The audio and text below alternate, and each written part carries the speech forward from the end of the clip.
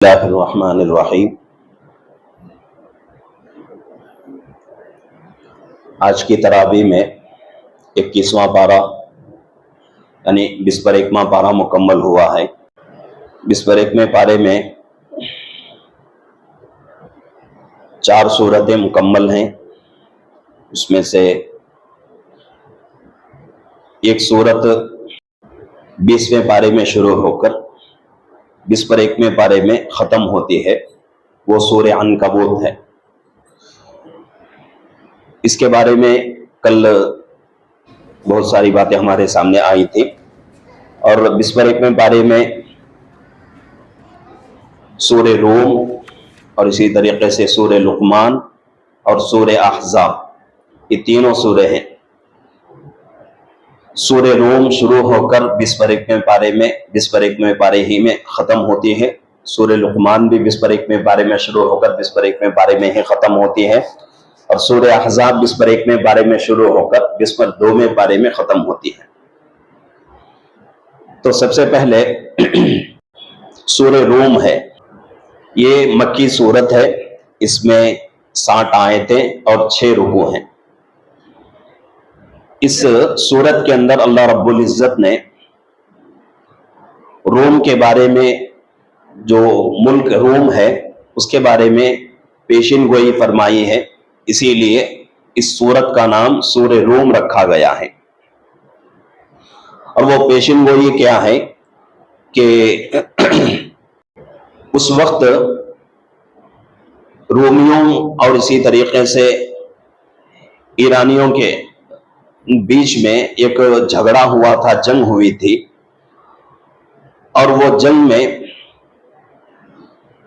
ایک ملک والے جیت گئے، دوسرے ملک والے ہار گئے، اور حالانکہ دونوں میں کوئی بھی ملک مسلمان کا نہیں ہے، کوئی بھی مسلمان نہیں، پھر بھی جو ہے ایک عیسائی تھے اور ایک آنکھ کی پوجا کرنے والے تھے۔ تو اس حساب سے دونوں میں لڑائی ہوئی، کوئی جنگ ہوئی تھی ان کے درمیان میں۔ تو اس جنگ میں ایک جیت جاتا ہے اور ایک ہار جاتا ہے۔ تو اللہ رب العزت نے اس کے بارے میں پیشین گوئی فرمائی، الف لام میم غلبت الروم، کہ اس آیت مبارکہ میں فرمایا جا رہا ہے کہ ایک وقت آئے گا کہ روم والے غالب آ جائیں گے۔ تو اس کے اوپر کفار اور مشرکین مکے کے مذاق اڑانے لگے کہ بھئی دیکھو ان کا قرآن کیا کہہ رہا ہے، حالانکہ روم ہار چکا ہے جنگ میں، اس کے باوجود بھی قرآن کہتا ہے کہ ایک زمانہ آئے گا کہ روم کیا ہو جائے گا، جیت جائے گا۔ تو جیسے یہ آیت مبارکہ نازل ہوئی، اللہ کے نبی صلی اللہ علیہ وسلم نے مکہ المکرمہ میں اعلان فرمایا، تو حضرت صدیق اکبر رضی اللہ عنہ اور اسی طریقے سے ابی بن خلف کے درمیان میں ایک شرط طے ہوئی، کیا کہ اللہ نے فرمایا کہ 9 سال ایسے گزریں گے، 9 سال کے بعد پھر جنگ ہوگی، جنگ میں روم والوں کو فتح نصیب ہوگی، روم والے جیت جائیں گے۔ تو اس طریقے سے یہ باتیں جب لوگوں کے اندر پھیلی تو لوگ مذاق اڑانے لگے۔ تو حضرت ابو بکر رضی اللہ عنہ نے ابی بن خلف کے ساتھ ایک شرط لگا لی۔ وہ شرط یہ تھی کہ حضرت ابو بکر رضی اللہ عنہ نے کہا کہ بھئی دیکھو 3 سال کا زمانہ ہے، 3 سال کے زمانے کے بعد ان دونوں کے درمیان پھر جنگ ہوگی اور روم والے جیت جائیں گے۔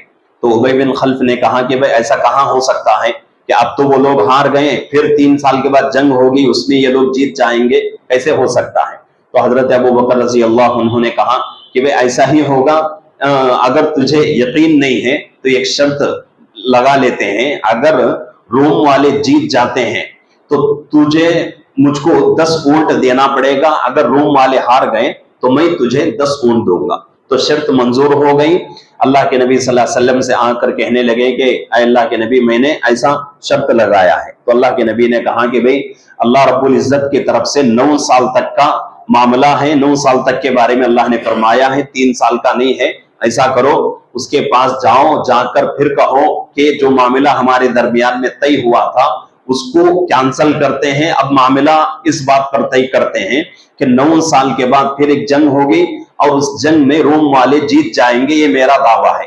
अगर रोम वाले जीत गए तो तुझे 100 ऊंट देना पड़ेगा, अगर रोम वाले हार गए तो मैं तुझे क्या करूंगा, 100 ऊंट दे दूंगा।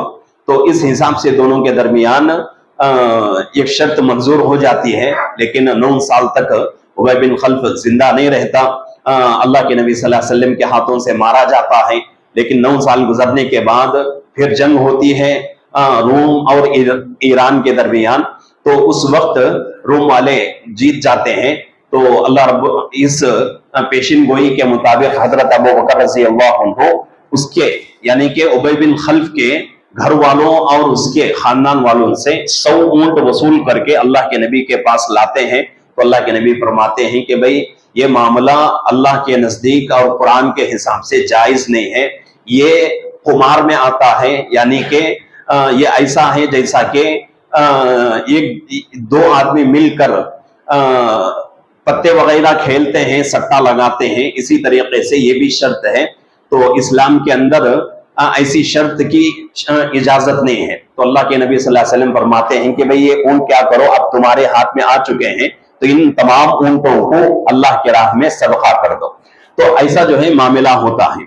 और इसी सूरत के अंदर अल्लाह रब्बुल इज्जत ने तौहीद के बारे में भी फरमाया है, और इसी तरीके से रिसालत के बारे में भी फरमाया है, और आखिरत के बारे में भी अल्लाह रब्बुल इज्जत ने इस सूरत में फरमाया है। और इसी तरीके से दूसरी सूरत है सूरह लुकमान,